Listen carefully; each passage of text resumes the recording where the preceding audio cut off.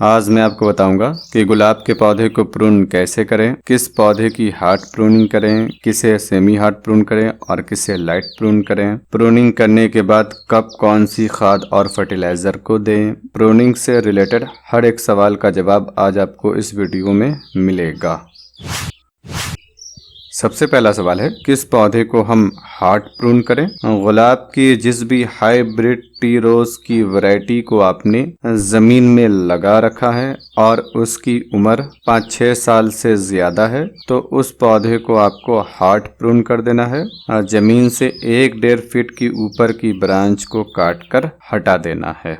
यदि आपने hybrid T रोज की वैरायटी को गमले में लगा रखा है और उसकी उम्र 5-6 साल से ज्यादा है तो उसे आपको हार्ड प्रून नहीं करना है बल्कि सेमी हार्ड प्रून करना है। गमले में लगे गुलाब की किसी भी वैरायटी को हार्ड प्रून नहीं किया जाता है। और इस बात का भी ख्याल रखिएगा, यदि आपके पास कोई ऐसा प्लांट है जिसमें सिर्फ एक ब्रांच है और वो ऊपर की तरफ बढ़ती चली जा रही है तो उस ब्रांच को जमीन से 6-7 इंच ऊपर से काट कर हटा देना है। जब आप काट कर हटाएंगे तो नीचे में ब्रांचेस निकलेगी और यहाँ तक कि बेसल सूट भी निकल आएगी। एक ब्रांच है तभी आपको ये काम करना है। 2-3 ब्रांचेस ग्राफ्टिंग एरिया के आसपास या फिर उससे 1-2 इंच ऊपर हो तब आपको ये काम नहीं करना है।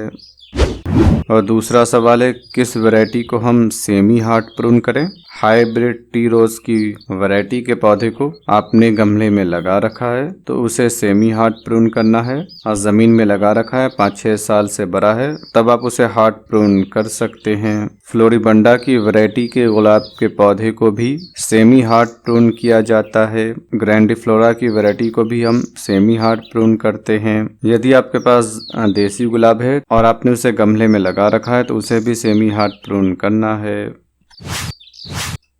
किस वैरायटी को लाइट प्रून करें। क्लाइंबिंग रोज की वैरायटी को हमेशा लाइट प्रून किया जाता है। हर एक ब्रांच को 3-4 इंच तक काट कर हटा दिया जाता है। हाँ, अगर पौधा बहुत बड़ा हो चुका है और आप उसे छोटा करना चाहें तब सेमी हार्ड प्रून कर सकते हैं। मिनिएचर गुलाब की वैरायटी को भी लाइट प्रून किया जाता है। हर एक ब्रांच को 2-3 इंच तक काट कर हटा दिया जाता है। और अगर पौधा बहुत बड़ा हो या फिर पौधे की ब्रांचेस के कारण बनावट खराब हो चुकी हो तब आप सेमी हार्ड प्रून कर सकते हैं। लेकिन मिनिएचर गुलाब को कभी भी हार्ड प्रून नहीं करना चाहिए, चाहे आपने जमीन में लगा रखा हो या फिर गमले में लगा रखा हो।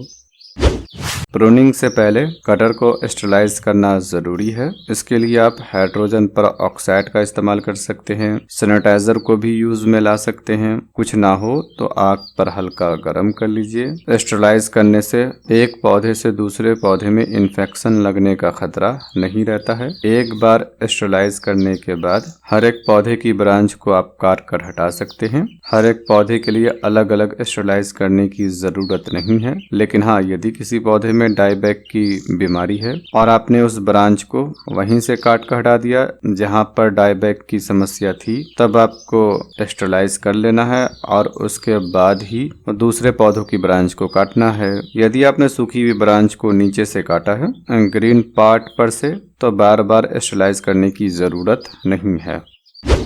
अब मैं आपको दिखाता हूँ कि प्रूनिंग कैसे करते हैं। जो ब्रांच सूखी हुई हो उसको काट कर हटा देना है। सूखी हुई ब्रांच को ग्रीन हिस्से से काट कर हटाना चाहिए।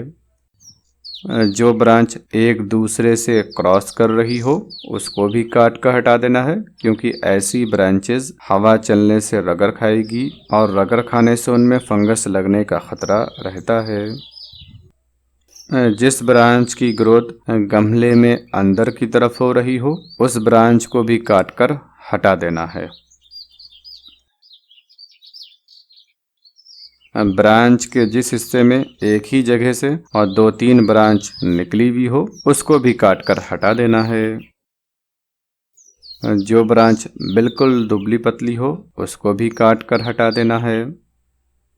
अब आप देखिए मैंने दुबली पतली सूखी और एक दूसरे पर क्रॉस करने वाली ब्रांच को काट कर हटा दिया है। अब इस पौधे की ब्रांच गमले से बाहर की तरफ जा रही है। जिस ब्रांच की ग्रोथ गमले से बाहर की तरफ हो रही है उसे मैंने रहने दिया है, और एक ब्रांच को मैंने जिसकी ग्रोथ सेंटर से हो रही है उसको भी मैंने रहने दिया है। कुल मिलाकर ये हवादार स्ट्रक्चर बन चुका है, जिससे ब्रांच के हर हिस्से को धूप मिलेगी। उसमें जो सूट और पत्ता निकलेगा उन पत्तियों को भी धूप मिलती रहेगी और हवा भी आसानी से बहती रहेगी। ये एक मिनिएचर वैरायटी का प्लांट है, इसे मैंने लाइट प्रून किया है।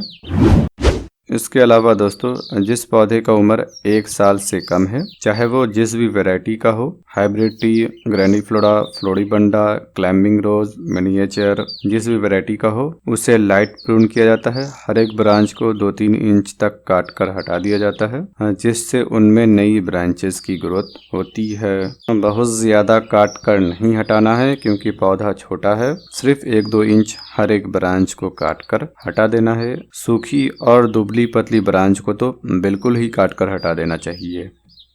गुलाब के पौधे को प्रून करने में इस बात का ख्याल रखना है कि पौधे के ऊपर एक भी पत्ते को रहने नहीं देना है, क्योंकि उन पत्तों में फंगस या फिर थ्रिप्स की प्रॉब्लम होती है, जिसका नुकसान ये होता है कि प्रूनिंग करने के बाद जो नई सूट निकलती है उनमें फंगस या थ्रिप्स लगने का खतरा रहता है। नई सूट कम निकलती है और जो निकलती है उसकी ग्रोथ नहीं हो पाती है। सो हर एक पत्ते को काट कर हटा देना है। प्रूनिंग करने के बाद जो ब्रांचेस मोटी है उसके ऊपर फंगिसाइड को लगा देना है। यदि आपने अधिकतर पौधों को प्रून कर दिया है और हर एक ब्रांच पर फंगिसाइड लगाना मुश्किल है तो फंगिसाइड को पानी में घोलकर स्प्रे कर देना है। इसके अलावा आपको मिट्टी में तो फंगिसाइड और रूटिंग हार्मोन देना ही है। इसके लिए 2 लीटर पानी लेना है और उस पानी में 4 ग्राम रूटिंग हार्मोन को ले लेना है। रूटिंग हार्मोन का इस्तेमाल करने से फीडर रूट की ग्रोथ ज्यादा होती है, जिससे पौधे में ब्लाइंड सूट होने का खतरा कम रहता है और अधिक संख्या में नई सूट निकलती है। पौधे का जड़ मजबूत तो पौधा भी मजबूत होता है। इसके बाद आपको फंगिसाइड लेना है। किसी भी टाइप की फंगिसाइड को ले सकते हैं, यह साफ है और 2 लीटर में 4 ग्राम को ले रहा हूँ। 2 ग्राम प्रति लीटर के हिसाब से ले लेना है और पानी में घोल देना है। घोल देने के बाद 500 ml प्रति पौधे के हिसाब से दे देना है। जब आप सिस्टमेटिक फंगिसाइड और रूटिंग हार्मोन का इस्तेमाल करेंगे तो कटे हुए हिस्से के कारण फंगस लगने का खतरा भी नहीं रहेगा और जड़ की भी बेहतर ग्रोथ होगी। रूटिंग हार्मोन और फंगिसाइड को देने के 4 दिन बाद आपको NPK देना है। इसके लिए आप किसी भी टाइप के बैलेंस्ड NPK को ले सकते हैं। 19-19-19 को भी ले सकते हैं, 20-20-20 को भी ले सकते हैं, 10-10-10 को भी ले सकते हैं। इसे 2 ग्राम लेना है। इसके साथ ही साथ आपको 12-61-00 NPK भी लेना है, इसको भी 2 ग्राम देना है। इन दोनों को मिक्स कर देना है और मिक्स कर देने के बाद ये टोटल 4 ग्राम हो जाएगा। 10 इंच के गमले में लगे पौधे में 1 ग्राम प्रति पौधे के हिसाब से दे देना है। पानी में घोल के भी दे सकते हैं या फिर सिर्फ मिट्टी के ऊपर भी बिखेर सकते हैं। इसे आपको प्रूनिंग के चौथे दिन देना है। मैंने अभी आपको बता दिया है, मैं चौथे दिन दूंगा। प्रूनिंग के 7वें दिन आपको दूसरा NPK देना है। इसके लिए लेना है NPK 52-34। इसको आपको 1 ग्राम प्रति पौधे के हिसाब से देना है। 1 ग्राम देख लीजिए कितना होता है। इसे आप पानी में घोल के भी दे सकते हैं या फिर सिर्फ मिट्टी पर भी बिखेर सकते हैं। इसको भी मैं अभी नहीं दे रहा हूँ। इन सभी को आपको प्रूनिंग करने के बाद एक दफा देना है। कुछ दिन बाद में बताऊंगा कि जब ब्रांचेस की ग्रोथ हो जाए तो उसके बाद किस खाद और फर्टिलाइजर को देना चाहिए।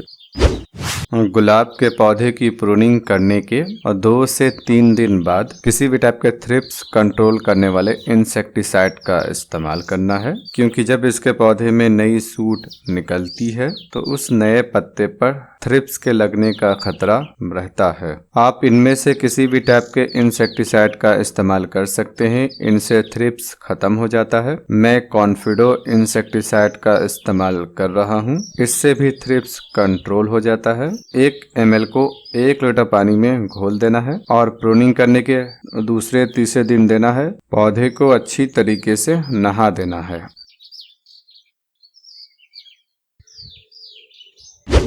इस बात का भी ख्याल रखेगा, पौधे में से ज्यादा नई सूट की ग्रोथ करवाने के लिए आपको इसके ऊपर पानी का भी स्प्रे करना है, जिससे इसकी ब्रांच सॉफ्ट हो जाएगी और नई सूट अधिक संख्या में निकलेगी। अगर हो सके तो हर 4 से 5 घंटों के अंदर में पानी का बारीक स्प्रे कीजिए। अगर आप ये नहीं कर सकते हैं तो कम से कम दिन में 1 दफा तो आपको पानी का स्प्रे करना ही चाहिए।